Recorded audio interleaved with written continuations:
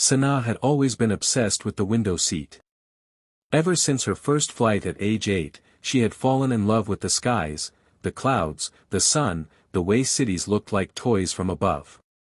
Every time she flew, no matter how short or long the journey, she would check in early just to claim her sacred spot by the window. It wasn't just about the view, it was her ritual. A way to escape. A little pause between destinations where she could zone out and dream. But today was different. She was flying from New York to San Francisco for a tech conference. She'd been running late because of traffic, and by the time she checked in, all window seats were gone. Middle seat only, the woman at the counter said. Sanaa sighed. For someone like her, a middle seat wasn't just uncomfortable, it was disappointing. Cramped.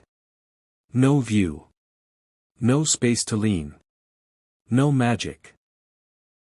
As she boarded the plane, dragging her carry-on with a half-broken wheel, she noticed how tired she looked in the reflection of the cabin window. Maybe it wasn't just the seat that was the problem. Maybe she was just tired of everything. She reached her row, 18B. The middle seat. On the aisle was a man in a suit, already typing furiously on a laptop. Businessman. No eye contact. Great. By the window sat a woman, maybe in her early 50s. She wore a colorful scarf, her hair closely cropped, almost shaved, with a warm smile and a small paperback book in hand. Hi there, she said kindly. Looks like we'll be seatmates. Sanaa gave a polite smile and sat down between them, resigned to the fact that this flight was going to be one of those, just survive it, kind of journeys. As the plane took off, Sanaa instinctively leaned a bit toward the window, hoping to catch a glimpse of the skyline. Do you want to switch seats? The woman asked suddenly. Oh, no. That's okay, Sanaa replied quickly. I'm just used to the window. Habit, I guess. The woman nodded. I used to be like that. Always the window. But I gave that up after life changed. Sanaa glanced at her, curiosity piqued. The woman smiled again. I'm Rachel. I'm a cancer survivor. Stage 4. 2 years in remission. Sanaa blinked. Wow. Congratulations. Thanks, Rachel said gently. I used to think the view from the window seat was the best part of flying.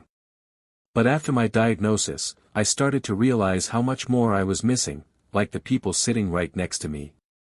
She paused. Before cancer, I never talked to anyone on flights. Headphones in.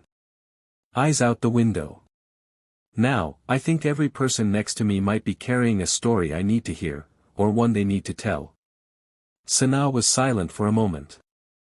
Then she smiled softly. That's beautiful. Rachel nodded. It's strange, isn't it? You can fly over entire cities and never know the hearts beating down below. But sitting here, next to someone, you get to look into someone, not just out at the world. The words settled in Sanaa's heart like warm tea on a cold day. Over the next 5 hours, they talked.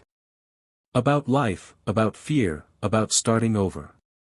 Rachel told Sanaa about the day she shaved her head before chemo and how her granddaughter told her she looked like a superhero. Sanaa shared how she often felt like she was failing at life even though her resume looked perfect. By the time they landed in San Francisco, Sanaa had completely forgotten she didn't have the window seat. She stood to collect her bag and turned to Rachel. Thank you. For this. I think I needed a middle seat today. Rachel grinned. Sometimes life puts us in the middle, not to punish us, but to connect us. As Sanaa walked through the terminal, she glanced back once. Rachel waved with her book in hand. And suddenly, the airport didn't seem so rushed, or her schedule so stressful. She wasn't just flying to a conference anymore. She was landing in a new way of seeing the world, not just through airplane windows, but through the eyes and hearts of people.